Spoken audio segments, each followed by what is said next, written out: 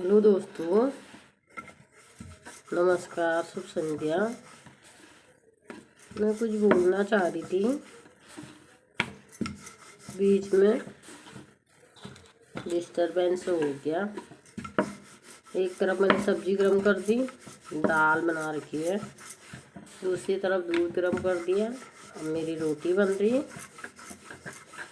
मैं किसी एक राजा की कहानी सुना रही थी, बीच में फ़ोन की मेमोरी फुल हो गई थी, इसलिए डिस्टरबेंस हो गया। Sorry for disturb. वो मैं कह रही थी, वो एक राजा है, एक राजा था या है, एक ही बात है। उसके दो बेटे थे।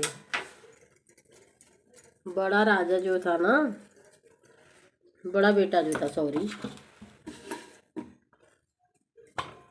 दो चार काम साथ होंगे तो एक आध तो गलत होगा ही। तो थोड़ी बुद्धू टाइप का था। छोटा बेटा बहुत होशियार था। एक दिन क्या हुआ,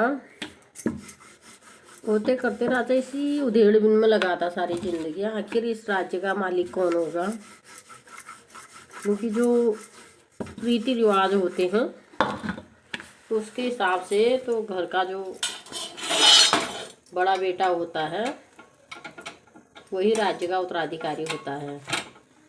पर राजा को उस पर विश्वास नहीं था कि वो कुछ कर भी पाएगा अपने राज्य के लिए। तो जब राजा 80-90 साल का हो गया, चेहरे में झुर्रियाँ पड़ गई, ये कि आंखें भी लटक गई, आंखें भी बिल्कुल लटक गई, मतलब वो किसी चीज में सक्षम नहीं था।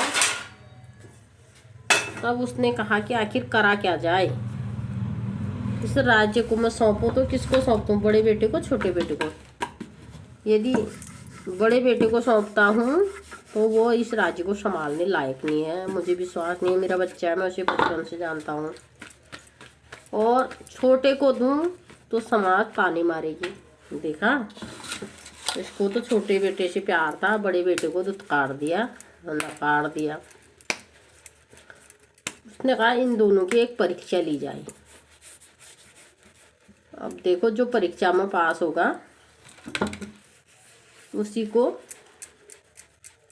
क्या करा जाएगा, राज्य का उत्तराधिकारी बनाया जाएगा।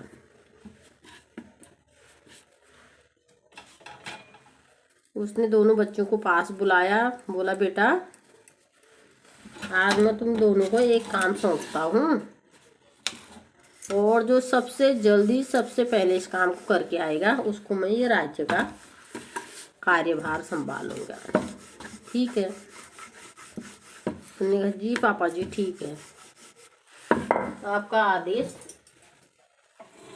सर्वोपरि, आप जो कहोगे वो हम करेंगे। ठीक है? उन्होंने कहा मैं दोनों बच्चों को एक एक क्या देता हूँ, कबूतर।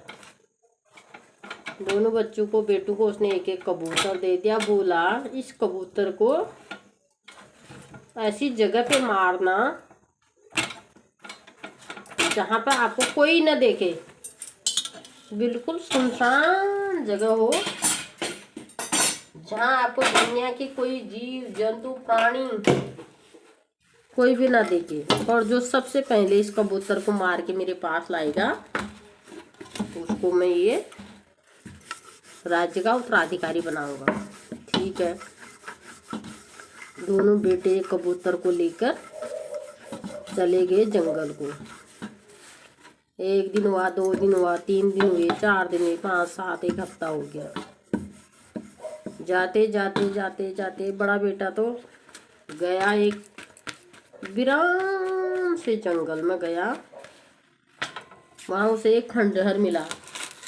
पुराने जमाने में लोग जंगल में गाय बच्चा बांधते थे, बनाया होगा कोई घर।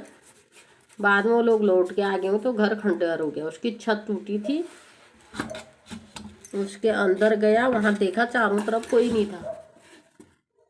बड़े बेटे ने कहा हाँ ये सबसे सेफ जगह है। उसने कबूतर की मुंडी उंडी चुनी, कबूतर को मारा, फटाफट भाग के आ गया घर को। घर को आया, पापा से बोला, लो पापा ये है, मैंने इस कबूतर को ऐसी जगह मारा जहां मुझे कोई नहीं दिखा, बिल्कुल जगह सुनसान थी, उसके आसपास कोई जीव जंतु प्राणी कोई भी नहीं था। चलो उसने कहा ठीक है बेटा, तूने बहुत अच्छा काम कर दिया।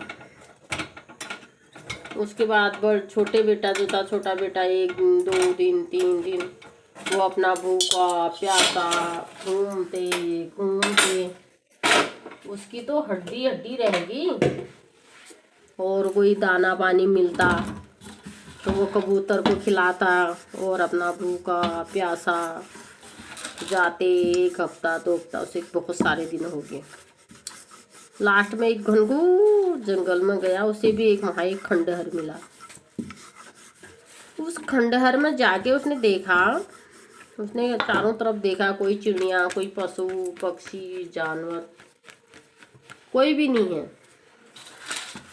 तो उससे कहा इससे बेहतर जगह कौन सी होती है इस कबूतर को मारने के लिए, मैं इसको यहीं मार देता हूँ। आज तो मुझे 2 हफ्ते हो गए और अब तक मैं घर भी नहीं गया हूँ, शायद हो सकता है भाई चला गया हो मेरे से पहले।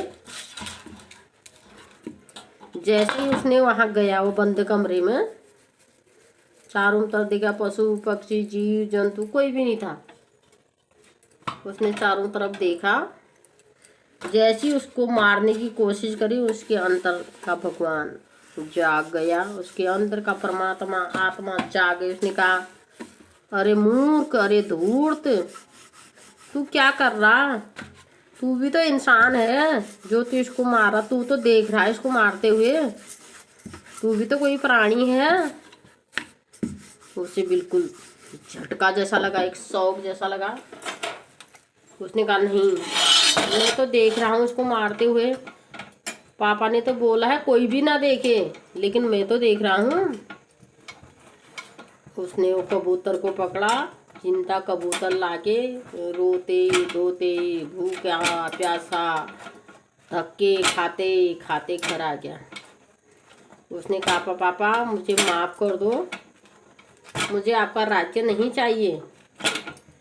इतने दिन भूखा प्यासा रहने के बाद मैंने इसको कुछ न कुछ तो खिलाया, लेकिन मैंने कुछ नहीं खाया। लेकिन जब लास्ट में मुझे ऐसी जगह मिली जहाँ मैंने इसको मारने की कोशिश करी, वहाँ देखा तो जो मारने वाला था मैं खुद इसको देख रहा था। मैं भी तो एक प्राणी हूँ, मैं भी तो एक इंसान हूँ, मैं जो इसको मारते हुए देख रहा था, इसलिए मैं इसे नहीं मार पाया, इसलिए मैं घर आ गया। मुझे आपका राज्य नहीं चाहिए, आपको जो सजा देनी है मुझे दे दीजिए, मैं आपकी आज्ञा का पालन नहीं कर पाया। तो राजा ने कहा, शाबाश बेटे, मुझे तेरे से यही उम्मीद थी। आज मुझे पता चल गया कि जो एक चिड़िया को नहीं मार सका वो कैसा इंसान हो सकता है। शायद तू ही इस राज्य को सुरक्षित रख सकता है, तू ही इस राज्य को खुश रख सकता है। और मेरी तेरे से यही उम्मीद थी, और आज से इस राज्य का उत्तराधिकारी तू ही बनेगा। इसलिए दोस्तों, कभी भी झूठ नहीं बोलना है, झूठ का सांस नहीं लेना है, झूठ के पैर नहीं होते हैं, सांस को आँच नहीं। भले ही देर लगेगी, सत्य एक दिन जरूर जीतता है। Thank you so much, thank you thank you thank you.